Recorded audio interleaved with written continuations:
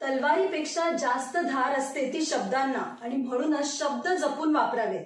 हे वाक्य आपण अनेकदा ऐकलंही आहे आणि अनुभवलंही आहे. आणि म्हणूनच आपल्या जवळच्या लोकांशी बोलताना आपण शब्द अगदी जपून वापरतो, जेणेकरून आपल्या शब्दांनी आपलं नातं त्या लोकांबरोबरचं खराब व्हायला नको. पण मला सांगा, हीच काळजी आपण आपल्या मुलांच्या बरोबर बोलताना किंवा मुलांना ओरडताना घेतो का? तर नाही, अजिबात नाही. आपण जेव्हा मुलांवर चिडतो तेव्हा आपल्या मनामध्ये त्यांच्याबद्दल काहीही वाईट भावना नसतानाही आपण अशी वाक्य मुलांना वापरतो की त्यांचा घातक परिणाम मुलांच्या मनावरच काय तर भविष्यावरही होऊ शकतो. आपल्या या वाक्यांमुळे मुलांवर काय वाईट परिणाम होतात हे तर आपण आजच्या व्हिडिओमध्ये बघणारच आहोत. पण सगळ्यात वाईट परिणाम होतो ते म्हणजे आपल्याला आपल्या जीवापेक्षा प्रिय असणारी ही आपली मुलं हळूहळू आपल्यापासून दूर जायला लागतात केवळ आपल्या या वाक्यांच्यामुळे.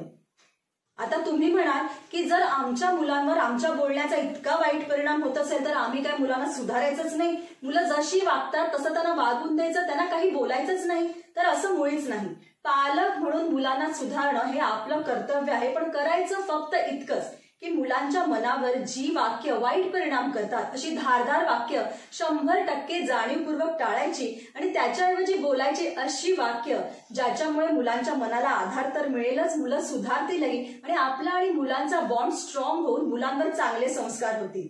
आजच्या ह्या व्हिडिओमध्ये आपण बघणार आहोत अशीच काही वाईट आणि चांगली वाक्य आणि म्हणूनच आजचा हा व्हिडिओ अतिशय महत्वाचा होणार आहे. तो तुम्ही थोडाही स्किप न करता शेवटपर्यंत काळजीपूर्वक बघा. त्याआधी नमस्कार, मी डॉक्टर अपर्णा प्रल्हाद निजाई आपल्या सखीपर्णा या चॅनलवर तुम्हा सगळ्यांचं खूप मनापासून स्वागत करते. तुम्ही जर या चॅनलवर नवीन असाल तर या चॅनलला नक्की सबस्क्राईब करा. समोरचं बेल आयकॉनचं बटन दाबायला विसरू नका. दैनंदिन जीवनात उपयोगी पडतील असे अनेक व्हिडिओज मी याआधी या चॅनलवर शेअर केलेत. त्यांचे थंबनेल्स तुम्हाला बाजूला दिसतच असतील. जर ते तुम्ही बघितले नसतील तर त्यांची लिंक मी वरती आय बटन मध्ये, खाली डिस्क्रिप्शन मध्ये आणि एंड स्क्रीनला दिली आहे, ते तुम्ही नक्की बघून घ्या. आजचा हा व्हिडिओ जास्तीत जास्त लाईक आणि शेअर करायला विसरू नका. चला तर सुरुवात करूया आजच्या महत्वाच्या भागाला. अनेकदा मुलं आपल्याशी खोटं बोलतात आणि मूल आपल्याशी दोनदा तीनदा खोटं बोललं की मुलांवर विश्वास ठेवणं थोडंफार कठीणच जातं.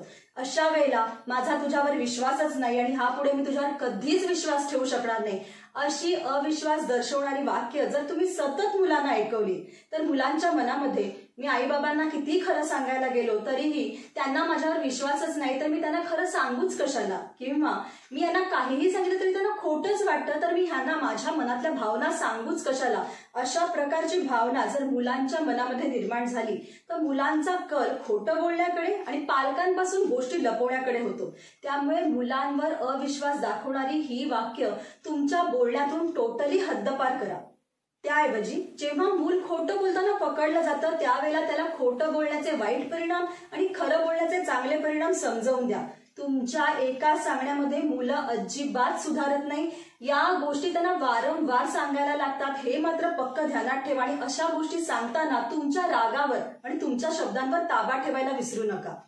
अविश्वास दर्शवणारी ही वाक्य बोलण्यापेक्षा मुलं कितीही खोटं बोलली तरी माझा तुझ्यावर पूर्ण विश्वास आहे, तू एकदा जरी खोटं बोललास तरी यापुढे तू आम्हाला फसवणार नाहीस, अशी विश्वास दर्शवणारी वाक्य जर तुम्ही मुलांना बोलला तर मुलं असा विचार करतात की मी इतकं वाईट वागूनही जर आई बाबा माझ्यावर विश्वास ठेवतात तर मला चांगलं वागलंच पाहिजे आणि यामुळे मुलांच्या मध्ये सुधारणा होतात. तुमची विश्वास दर्शवणारी वाक्य मुलांना यापुढे खोटं बोलताना, चोरी करताना अडवतात. अनेकदा शाळेचं प्रोजेक्ट करत असताना किंवा काही एखादं काम अति उत्साहात जेव्हा मुलं करत असतात तेव्हा मुलांनी खूप पसारा घातलेला असतो. अर्थात हा पसारा बघितला की आई बाबांना थोडा राग येतो आणि आई बाबा मुलांना म्हणतात अरे काय हा पसारा घातलायस आणि काय ते प्रोजेक्ट घाणेरडं करून ठेवलेस, चल हो बाजूला, मीच तुला करून देते. अशा वेळेला आई बाबा इतकं छान प्रोजेक्ट करून देतात की दुसऱ्या दिवशी या प्रोजेक्ट बद्दल टीचरकडनं मुलांना शाबासकी मिळते. त्याचा परिणाम होतो इतकाच की मुलं डिपेंडंट बनतात. पुढे छोट्या मोठ्या कामांसाठी, प्रोजेक्टसाठी मुलं आई वडिलांवर अवलंबून राहायला लागतात. त्यामुळे मुलांची निर्णय घेण्याची क्षमता तर कमी होतेच, पण मी स्वतः काहीतरी चांगलं करून टीचरकडनं शाबासकी मिळवू शकतो हा आत्मविश्वासही कुठेतरी ढासळला जातो. आणि म्हणूनच चल हो बाजूला, मी तुला करून देते ह्याऐवजी असं बोला की चल आपण दोघं मिळून प्रोजेक्ट करू किंवा चल मी तुला प्रोजेक्टमध्ये मदत करते. घरातील सगळी कामं अगदी छोट्या छोट्या कामांपासून जेवणापर्यंत मुलीला आलीच पाहिजेत, मुलांना ती नाही आली तरी चालतील, असा आपल्या समाजामध्ये फार मोठा गैरसमज आहे. आणि त्यासाठी मुलीच्या जातीला सगळी कामं आलीच पाहिजेत अशी वाक्य ऐकवली जातात. तर या उलट एखादा मुलगा रडायला लागला तर अरे पुरुषासारखा पुरुष असून असा बाईसारखा मुळमुळू रडतोयस काय, असं वाक्य मुलाला ऐकवलं जातं. अशी वाक्य जर अजूनही तुमच्या घरात बोलली जात असतील तर ती बंद करा, कारण मुलगा आणि मुलगी हा भेद करणं आता आपण थांबवण्याची गरज निर्माण झाली आहे. आपली मुलं मोठी झाली की शिक्षणासाठी बाहेरगावी जातात, हॉस्टेलवर राहतात, अगदी आउट ऑफ इंडियाही जातात. अशा वेळेला इंडिपेंडेंट सवयी मुलांना आल्याच पाहिजेत आणि त्या त्यांच्या उपयोगी पडतात. घरातील छोट्या मोठ्या कामांपासून जेवणापर्यंत सगळी कामं मुलगा असो मुलगी असो दोघांनाही जमलीच पाहिजेत. ही आजच्या काळाची रियालिटी आहे आणि ती पालक म्हणून आपण ऍक्सेप्ट करायला पाहिजे. रडणं हे एक कमकुवतपणाचं लक्षण आहे आणि ते फक्त बायकांनाच शोभतं, हा एक समाजात असलेला खूप मोठा गैरसमज आहे. रडणं म्हणजे मनातील भावनांचा निचरा करणं, मानसिक घुसमट कमी करणं आणि रडण्याचा हक्क जेवढा बायकांना मुलींना आहे तेवढाच हक्क तो पुरुषांनाही आहे, कारण पुरुषांच्याही मनामध्ये मानसिक घुसमट होऊ शकते, हे सगळ्यांनी लक्षात घ्यायला पाहिजे. कधी कधी मुलांकडनं खूप मोठी चूक होते आणि अशा वेळेला अतिसंतापाच्या भरामध्ये पालकांच्याकडनं मनामध्ये काहीही वाईट भावना नसताना फक्त मनातील रागाचा निचरा करण्यासाठी अशा प्रकारच्या वाक्यांचा प्रयोग केला जातो. जसं की तुला जन्माला घालून ना आम्ही खूप मोठी चूक केली, तू म्हणजे आमच्या डोक्यावर असलेलं एक मोठं ओझं आहेस. अशा प्रकारच्या वाक्यांचा खूप खोलवर परिणाम मुलांच्या मनावर होत असतो. आई बाबांना घराला नकोसं आहे ही नकोसं असण्याची भावना जर एकदा का मुलांच्या मनामध्ये उत्पन्न झाली तर मुलांचा आत्मविश्वास तर ढासळतोच, पण त्याचबरोबर मुलं कोणत्याही कामामध्ये पुढाकार घेण्यासाठी मागे पडतात. कधी तर मोठं झाल्यावर हीच मुलं आपल्या वृद्ध पालकांना ही वाक्य ऐकवायलाही मागे पुढे बघत नाही आणि त्याऐवजी मुलांनी जी काही चूक केली असेल ती त्यावेळेला मुलांना दाखवून द्या. वाटल्यास त्यांना कडक शब्दामध्ये समज द्या की ह्या पुढे तुझी अशी कोणतीही चूक ह्या घरामध्ये चालवून घेतली जाणार नाही, त्याची काहीतरी शिक्षा तुला भोगावी लागेल. कडक शब्द वापरलेत तरी चालतील, पण अशा प्रकारची वाक्य कधीच वापरू नका. मघाशी सांगितलेल्या वाक्यांप्रमाणेच ही वाक्य आहेत.